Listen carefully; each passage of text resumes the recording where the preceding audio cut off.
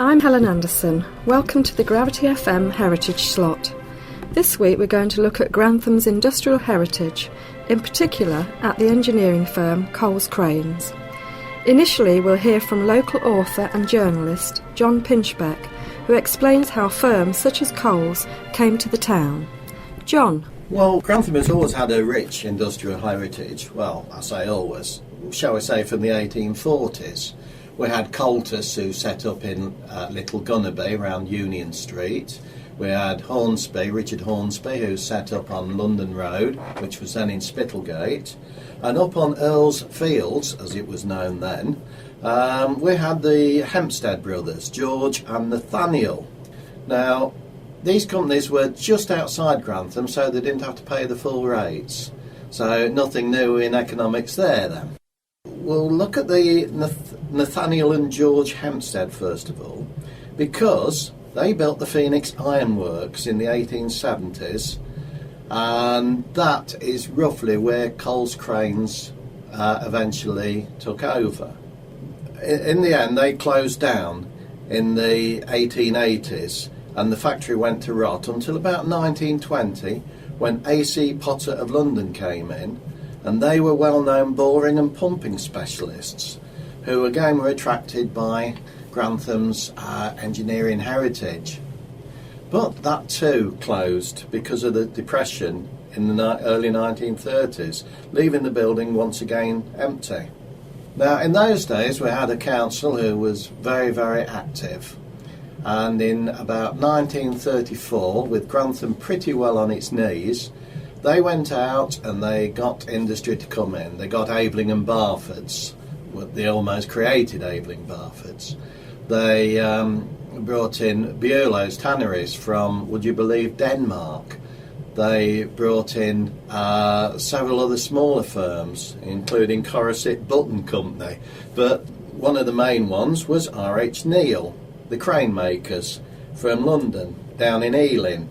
And they bought the factory for £3,000, incidentally, and that's quite a lot of land when you think of how much they'd have got for it when it was sold off for housing. The factory then had 3,000 metres of floor space and 6 acres of land. But as I say, the council, don't get me wrong on the council, they didn't do it out of the goodness of their own heart. They were businessmen. They wanted a prosperous town. They wanted people with money in their pockets and spending it in their pockets. And they arrived in Grantham in 1937, but then we had a war, so they were put to war work. There were still cranes being made for the army, but anything the army wanted was more or less made there, as it was in all the Grantham factories. That's why it attracted so much bombing from the Luftwaffe. We were the most heavily bombed town during the war, for the size of the town, of course. Once the war was over, they had a big celebration in 1948 when they got an order for 60 cranes to be delivered in Poland. And from there on, it never looked back until, unfortunately, it all went pear-shaped in the 60s for engineering in this town. And Coles, like many others, was one of the industries to suffer. And now we talk to Ian Pugsy Parker, who shares his memories, some of which are rather comical, of his time working for Coles Cranes. It's Pugsy Parker. This is Coles Cranes through the eyes of me from 1973. November 73 I started at Coles, and I was there virtually when they locked the gate in 84. And I started in the paint shop, and I was classed as a progress chaser, and I used to work with some great blokes down on the test bed. Matt Tilford got me the job, and I always remember the first day I started at Coles Cranes. Malk said, "I'll see you in the morning," because he lived at 20 Alfred Street, we lived at 21. I got up, I was late, he'd gone, I was late my very first morning at Coles Cranes. And I was in the paint shop for many, 2 or 3 years, and I would have only kept my job because of the painters. They was really good, and they kept me going. They held me through it, because at 17/18, one was tending to muck about a lot. And being of the nature I was, it was easy to do. Anyway, I started there in the November, and I must have made an impression, because when I got married in the April of 74, young Kenny Fardell, bless him, who's sadly passed away now, and Paul Cockney Johnson, who later went on to become the Mayor of Grantham, and he was the first Mayor of Grantham to refuse to give a drink to the hunt on Boxing Day, which was rather controversial, but he stood his ground and he wouldn't do it. Anyway, I stayed with the painters for a few years, and then I moved into what was then the yard gang, moving stuff around under Jimmy Nesbitt, and Ernie Willis was the plate manager, and he was the one that was supposed to be related somewhere along the line to the bloke that invented the cat's eyes. Anyway, I still carried on in my manner. Coles, as I say, was a very family orientated place. I mean, you could get anything done. I mean, if you took for once I took a trike I took in, and the welders welded it, the painters sprayed it, and you could get all these little jobs done on the quiet. And you had a very good social life in them days in many factories, I would say. You had Contacts Club, you had Arnold Field, you had Vacuolugs, and we had Coles Club up Dysart Road, which later went on to become the Huntsman, is now demolished and gone. But so you had like inter-shop darts competition, singles darts, inter-shop football, everything used to be on, and this used to lead to a very good family atmosphere. The darts was usually ruled by the paint shop, and it was, as I say, it made for a very good family atmosphere. One thing I always remember about being in the paint shop, which I forgot to say, was my mum used to do me pack up, and it was a good pack up. But the trouble was, come tea break in the mornings when I went to my lunchbox, they'd all rifled through it. The cream cakes and everything had gone. The Tilfords, the Squires, or the Fardells had pinched summers, and I would never had much left to go at. And one day, of all people, there was a Ken Fardell Senior caught me with a particular sandwich that is still notorious to this day. I had an egg sandwich, and he caught me putting a Milky Way in it and squeezing it together. Well, all hell let loose. That went round the factory like wildfire. Oh, Pugsy eats egg and Milky Way sandwiches. But I carried on and survived that. And as I say, I moved on to the test bed, which was the mainstay of my Coles career, because there you got the chance for a non-skilled personnel to make the grade in something, i.e. moving on to the international demonstrations and things like that, but I'll come to that later. In my time at Coles Cranes, I did a lot of charity work, which originally started with my old friend Willie Mack, when one year I dressed up as Fozzie Bear and he dressed up as Kermit. Another year he dressed up in his true nationality as what is now the Tonic. He dressed up as a Scotsman, and I dressed up as a gorilla in a plastic bag and a big helmet. And then they progressed. When Willie moved on from Coles, I started doing everything with my good friend Dave Law, commonly known as Noggin, and he stepped into Willie's shoes, and we did Rod Stewart and the Fairy. We did Big Daddy, and I think it was Cat Weasel. He did the wrestling, to which we did 2 bouts over at Kempton's. We had a corners, and there was an old lady called Queenie. She was his second, and I forget who mine was. We did Laurel and Hardy, along with some of the girls from, I think, Angela, Debbie and Mandy was the girls that used to go around Coles with us, and we used to go over to Kempton's. I still feel to this day that women walking around the men's factory was a lot safer than what men was walking around a women's factory, because it was terrible over at Kempton's getting groped. Right, as you can see here, well, as I'll explain here, this is 100 years of Coles Cranes in September the 28th, 1979. Now, this journal feature, then, what's that, 79? That's 33 years ago, isn't it? And you look at these pages, and you come to, it's just, there, look.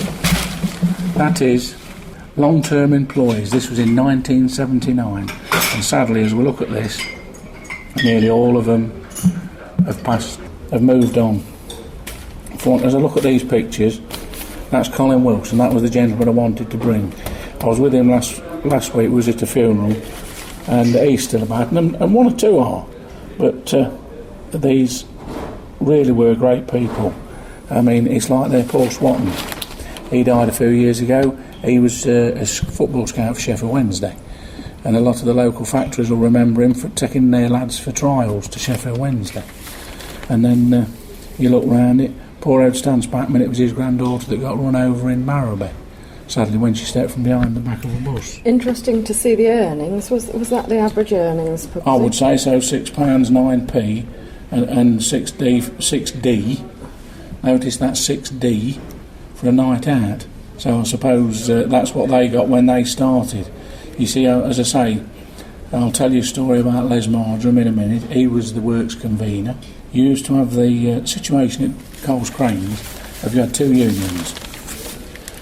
You had the AUEW, which I was in, because you had to be in unions in them days, and you had what did I just say, the AUEW and the Boilermakers.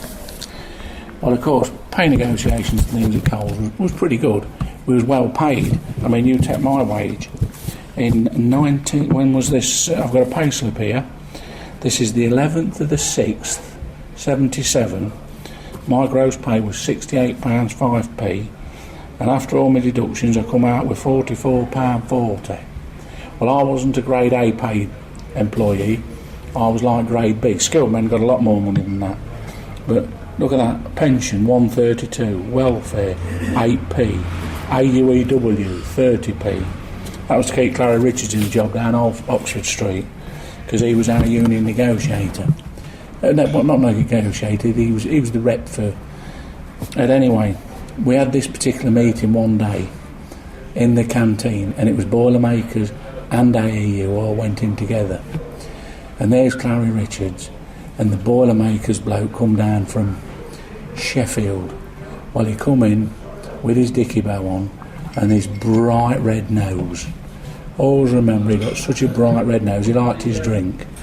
And we sat down and they started the meeting, and this bloke from Sheffield, he says, hello gentlemen, he says, do you know what I'm going to tell you about my trip today? He says, when I got to Grantham, he says, what do I do? He says, when I come to the first set of lights in Grantham, and remember this is back in the 70s, I wind my window down. And what do I do when I wind my window down? He says, I spit.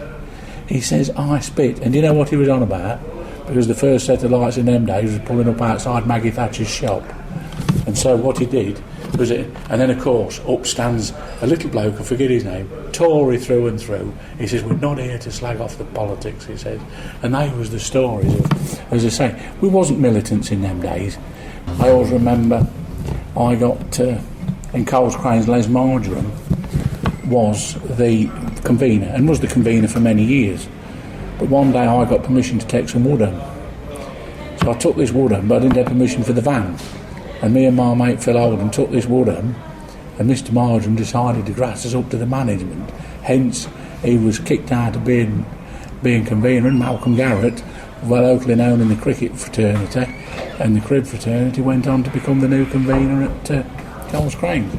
Unions didn't bother me that much, I just went to the meetings, I didn't get involved, I didn't understand enough about it. But the other thing about being in Grantham, and you can only talk for all factories, in them days you could start Monday morning at Coles, you could hand your notice in by the end of the week and start at Marco's the next week, and you was virtually guaranteed a round trip, and one or two people made them round trips, going from Coles to Barford to Coles. It always happened. If they thought they was going to get an extra book, then they moved on. As I say, we was well paid. I always remember in 78, the journal was full of Barford's contacts and all them saying what they was going to do if men was found having time off work for the World Cup in 78. What did Bob Eccles say? He got one hell of a pun in. There was no threats, no note. He just virtually said, well, our lads are that well paid at Coles Cranes, they'll set the video recorders up, video it and watch it when they get home from work. There was no rivalry. No, Coles was a good place to work. I say, I couldn't fault it. I mean, the family orientation at Coles Cranes, because you had social clubs and everything else, and I was, and with me being the nature of what I am, I mean, I used to sell Forest lottery tickets, well, not lottery tickets, golden goal and things like that. I used to sell no end. I was allowed to sort of like go around and do things like that. I was always in trouble. I mean, particular instances, especially when I got onto the test bed. I had an interview for the test bed once and I failed. They says, you're not ready, you've got to grow up. So anyway, it come up again. No, but they took me in the office when I was successful, and Jim McCulloch was the manager of the test bed, and David Skinner was head of personnel at Coles Cranes, along with his secretary was Mrs. Parnham, and she's still alive today. And they sat me down and they said, right, you've been successful in your application to move to the test bed, but we will say this: if you fail down the test bed, there's only one place for you to go. And they never spoke anymore. Mr. McCulloch and Mr. Skinner just looked at the gate, and I picked up the message that if I mucked about, I was only going out the gate. I mean, I was never in trouble with warnings, but you see, like the fitting shop, it had Mickey Clay. He was a rumman. He once put his head in an outrigger beam and let off a sound like a fire alarm, and people was coming out of the fitting shop because they thought an alarm was going off. And you always have to have characters wherever you work. If you've got every department had a character. I mean, I'd go up the fitting shop, they'd say, Pugs, you go up to the fitting shop and fetch that crane down out in the fitting shop and bring it down the test bed, because it'd been completed. So I'd go in there with my mate Noggin and we'd drive it down the centre aisle slowly, because you got bloke fitting either side building cranes. But what would I do? I'd switch the window wipers on and put the washer blast pointing down. So as I'm coming out of the fitting shop, I'm spraying all these fitters with water. And one particular day, I was going past another crane that was nearly complete, and I stopped and I switched the engine off. Noggin says, what have you done that for? I says, you watch that cabber in that cab in a minute. He says, what? And I started the crane up, and the crane gushed black smoke out the exhaust and filled this cab up with black smoke. Where was his cab? Not happy man. But they was the things I did. These was the things, because I say I did the charities, and Coles Cranes. You say you was like you was part of that department. You was in the fitting shop. The lads was all great.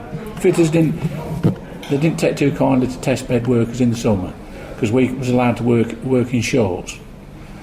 And of course, you was working in shorts. But you had to wear your boots. And of course, we was brown. And the fitters and that weren't too keen on that. But then on the test bed, as I say, we used to do demonstrations. Can you tell us exactly what, for somebody that doesn't know, that's not got an engineering background, what does the test bed, what does that job entail? It was nearly the final part of the operation of building a crane. I mean, obviously the fabrication had been done in the plate shop, all the welding and the shot blasting would all be done in the plate shop. Once the chassis was built and ready, it was taken to the paint shop and primed, undercoated, sorry.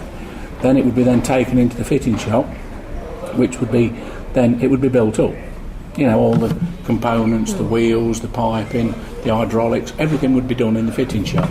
From the fitting shop it would move to the test bed, where it would be put through its paces, lifting test weights, checking the hydraulics, being generally set up right through the first test, as they called it. And once it had gone through all its testing, it was then sent to the snagging. Snagging was all done. After snagging, it was retested. Once it was retested and done, it was taken to the paint shop for the final operation of the painters would paint it, and then it would go into the finals department, where it would have the stickers and whatever extras they had put on with their own. Like Wimpy was a big customer in them days, and we used to sell a lot of cranes abroad, very much so, especially to the Poles and that. They used to buy cranes, they used to go to Siberia. They had to be built special heaters that heated up the jib, because the temperature over there -30 and that, the steel would just freeze. And what's this about the sugar? We sold cranes to Portugal. Bought a crane, and I always remember his name was Alan Newton, and I think he was head of international sales for the Grantham. It was paid for in sugar, and what they did, they paid the British government with sugar, and the British government then paid Coles Cranes. We had a big order for the army, and we used to have little cranes that we started doing these little cranes that they could put in Hercules aeroplanes to fly abroad. They had to dismantle their own tail weights and things like that. We had many. The test bed for me, I mean, I love the paint shop, but it was hard going. If it hadn't been for the lads in the paint shop, I would have never survived. The yard going under the lake, Jimmy Nesbitt, bless him, was a good job. I used to whack on there. John Gray, a bloke that died a few years ago, he used to be big in the town. He used to have a fish shop, and I don't mean fish with chips. I mean, he used to sell fish out of Barrowby, and a lot of people who had aquariums and that used to go to John because he was quite elitist at the time. And then, of course, I met the test bed, and that was, there's no two ways about it. Yes, I was still me, but then again, I knew the responsibility that you was driving. Again, this doesn't sound a lot now, but in them days, you could be driving a crane up to, 70, 80,000, maybe up to 100,000. It depended on the spec, and you had to be respectful because, when you get a weight on an end of a crane, you have to know what you're doing. And so I went down there and I worked for, two of the finest bosses I've probably ever worked for in my life, and that's no disrespect, but Ken Redmile and Stan Norman. Stan Norman was probably the truest boss I ever respected, because if I used to kick off on one, he never, one day I kicked off in the tea hut ever so much and I kicked this chair, and he just took it all in his stride, and about half hour later I went in and apologised, and he says, you won't do it again, will you? You couldn't help but respect him. He never made an issue of it. I mean, you had some bosses that you just couldn't tolerate, but no, he was very good. I mean, there was the late Mick Gibbons. He used to be the manager of the painters. He got notorious because he got to that position, and one day they went to him and they says, they need some cleaning materials for the toilets. So they says, we need some more Ajax. And bless him, he wrote a rec out for the labourer to get some Ajax, and he spelt Ajax, A-J-A-C-K-S. And I think they then put that in as the Ajax boys in the Grantham snowball thing that used to go around all the factories. These stories are just countless. What do you think caused the demise of Coles Cranes? Demise of Coles Cranes was purely down to nothing to do with Grantham. Grantham was making a profit, it was making a product that was world renowned, there was no issues. But we had a big depot, a major depot, because in later years, you see, Coles Cranes was owned by a company called Acro, which was chaired by a bloke called Divisier. And it come to the stage where, we was world beaters in the field that we was in. We was mainly rough terrain cranes. We had the rough terrain, I'll come back to your question as part of this. We had a rough terrain test bed where you'd got big holes of muck and water, where you'd go into these holes and show just what they would climb up the side of an house, and that's now Crystal's Garage up Dysart Road, and if you look at the houses on it, it's Coles Way, Neil's Way, and that was our test bed. It's still up there as Autumn Park Industrial Estate, but no, the demise come because Coles Cranes decided to sell out, and they sold out to Groves, which is a big American company, but Groves didn't want to buy the plants that was in England as a group. They just wanted to buy Sunderland. I was told that Coles Cranes had to sell out because they're running into financial problems. They had financial problems, but not Grantham. One of the reasons for this was this is what I've heard. One of the reasons for it was that when they got an order, there was never any in stock. They always had to build. They didn't keep. Oh no! I mean, you could be building a crane, and before you could finalise it, you'd probably rob off one in stock that was built for stock.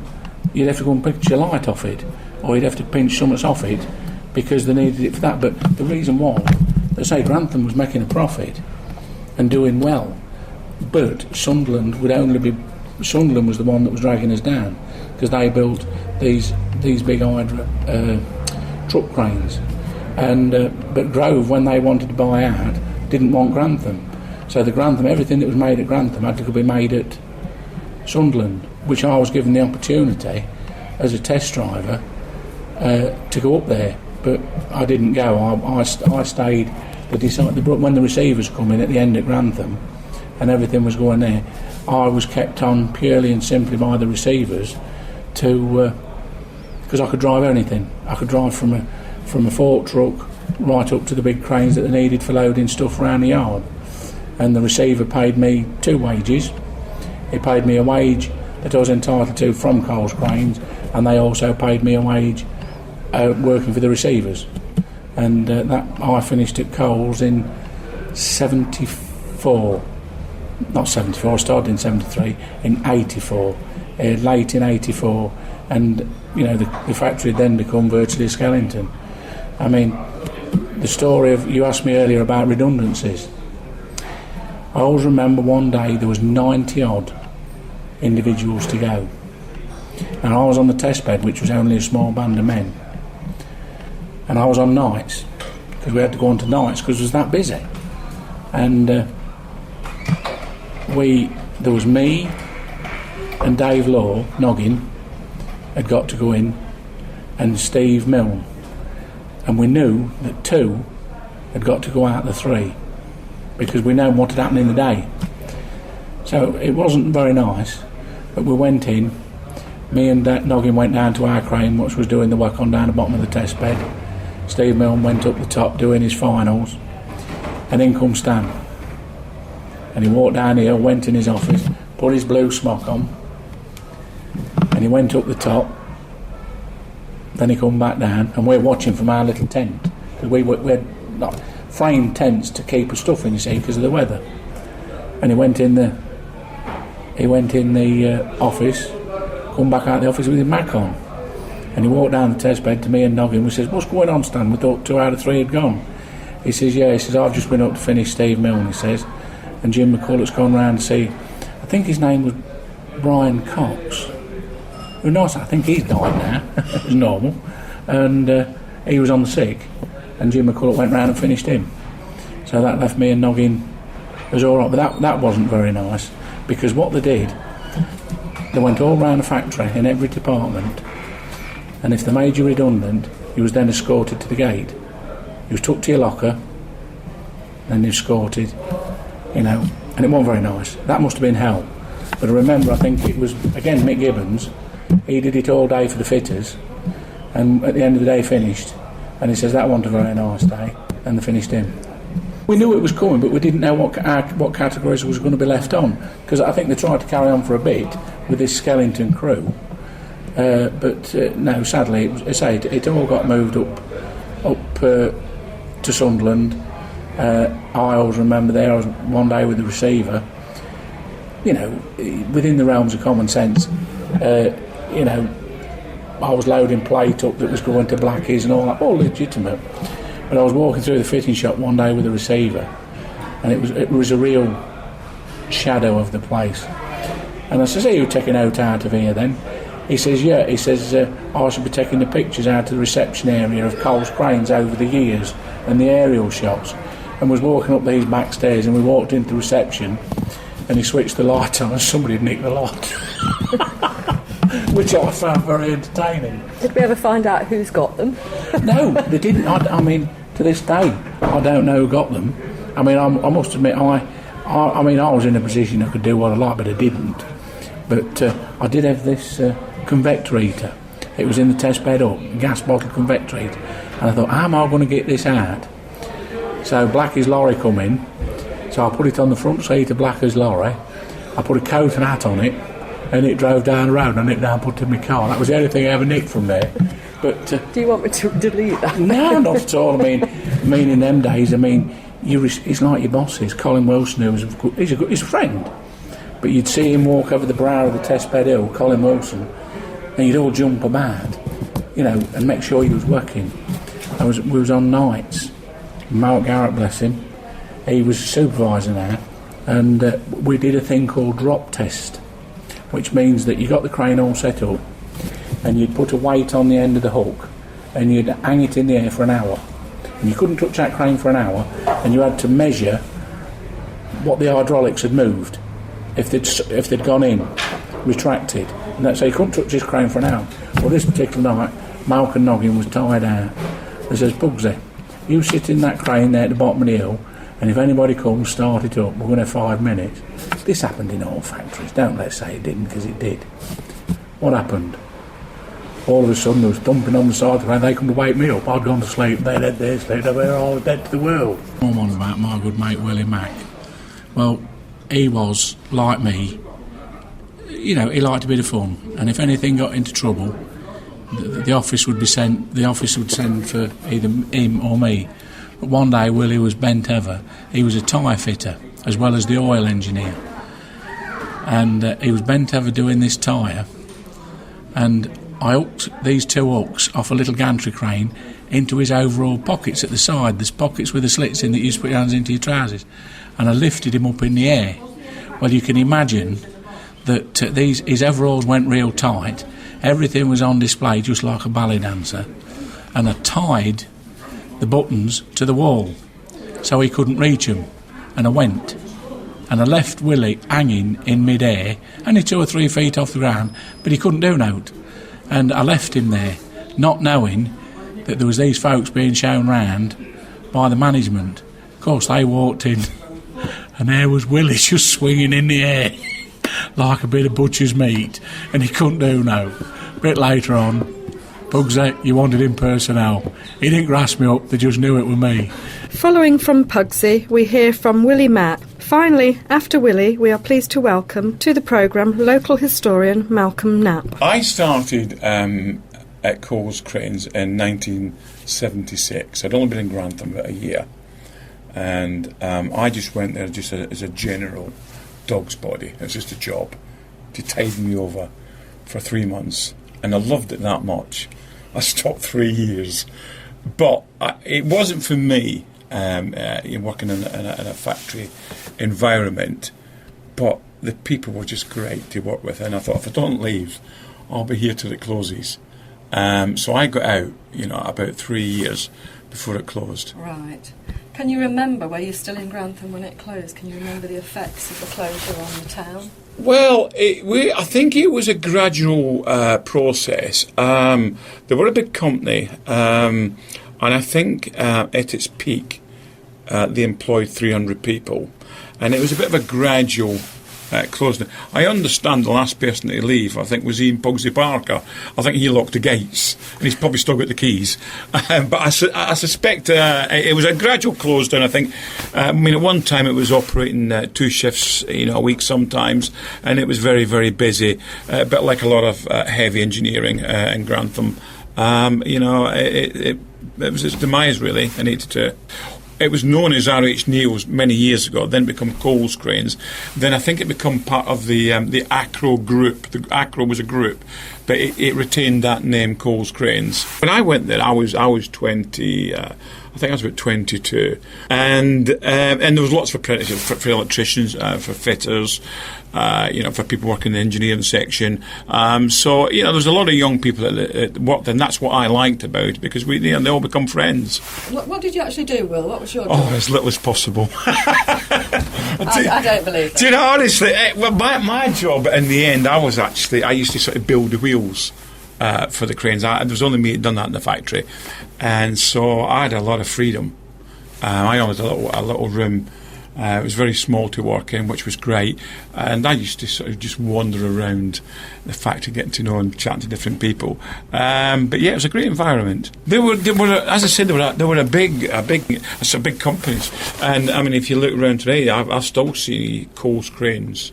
In fact, I was working on a project in Leicester only 4 weeks ago, and it was an old Coles Crane, which was probably 20 years old, and it was still going strong today.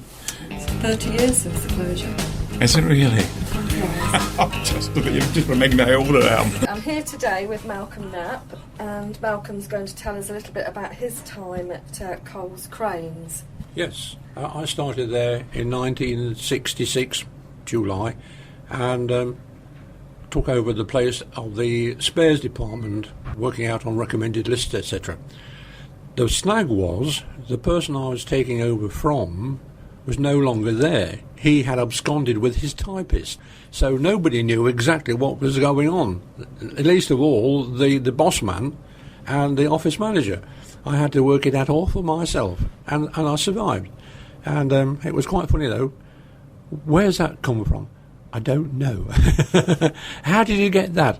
I don't know, but we succeeded eventually, and things calmed down. We all got to know, and I was there for until 1982, when I was then the spares manager, and because of economic situations, Coles were never overfinanced, never, and they were always short of money, and the place closed down. That was it. My department was first at the Christmas of 1982, and the rest of the firm in Grantham closed down in September 1983. And that was the end of crane building in Grantham. When did the financial difficulties start, Malcolm? As far as I was able to ascertain, they were always, all the time I was there, underfinanced. For example, when I worked for Aveling Barford, if somebody came in and said, I want 6 dumpers soon, they could have supplied them next week, Aveling Barford, because they always kept some in stock. Coles never had any stock. If someone came in and said, I want 4 cranes, they had all to be built separately. And the snag was, Coles were always short of cash, and sometimes they couldn't build cranes because they couldn't get the spare parts from the firms that made them, because Coles owed them a lot of money. You were telling me earlier an incident with the wages. Yes. On one instance, the Sunderland factory, their monthly staff had to go. They had the choice either to go without their wages for 1 month, or they could get a sack. That was it. How times have changed. Yeah. Did that with the monthly staff because they were not in any union. That was the difference, you see. I see. Yeah. What was the impact on Grantham of this industry closing down? Well, we all knew it was coming. It was just a question of when. The impact as far as staff were concerned was that, fortunately, within weeks, my staff from the spares department all got jobs, more or less straight away, and a lot of the workforce from the factory went out to Marston to work for a firm out there making trailers. And if you went out to Marston to talk to the people out there, a lot of them, even to this day, which is 20, 30 years later, they still initially worked at Coles Cranes. My big boss, when I was a spares manager, my big boss was a chap called Mr. Russell from Sunderland. And he came down one day, he said, oh, well, I've got some bad news for you. You've got to make 40% of your staff redundant. Ooh. So I worked out which had to go, and they went. I said, of course, it means that you're going to take some work away from me because I can't work with 5 or 6 people less in the office. Oh, yes, we'll take some work away from you and help you that way. And that was that. So the people were made redundant, and they went. And about a week later, I got a memo from Sunderland with all the work that he'd taken away from me, all coming back again. I said, just a minute, you've taken nearly half of my staff away. You took some work away, but you sent it back. He said, yes. I said, well, how are we going to do that? He said, I don't know. I don't care. Do it. I don't want to hear how you can't do it. Do it. And that was that. He put the phone down. So I thought, right, you individual. And what I did then was, yes, we did it, but there's lots of other things we didn't do. We couldn't. When you lose, from 10 staff down to about 5, you can't do the same amount of work as you could with the 10. So that was it. Lots of things we didn't do anymore. He never said any more. We did what he wanted, but we didn't do the rest. When did you actually know, Malcolm, that you were going to be made redundant? Well, we had a very good idea beforehand, but the manager from Sunderland came down and told us, and the date was November the 11th, a day to remember, when he came down and told us that we were closing down, but to help everybody out, especially the Sunderland Spares Department, who were going to have to take over all our stuff, we were going to continue working until December the 23rd or the 24th. Normally, if you're made redundant, you leave the factory site immediately, gone. Well, we worked there for about another 6 weeks, sorting things out to send up to the information that we had on our cranes, which we looked after, that Sunderland didn't, but sending all the information up there so that they could. Well, we had a managers' meeting at Sunderland. They were all there, the managers of Coles, Sunderland, Grantham, me, and Glazery, and we were having a meeting with the director for the management, And the manager came to us and said, I have some good news for you. You'll all be delighted to hear that the spares department of the Coles Cranes have made a profit this year of £2 million. Oh, very good, yeah, very good, yes, good. The bad news is that the Sunderland factory has lost £6 million. Gravity FM sends warmest thanks to those who have contributed to this feature.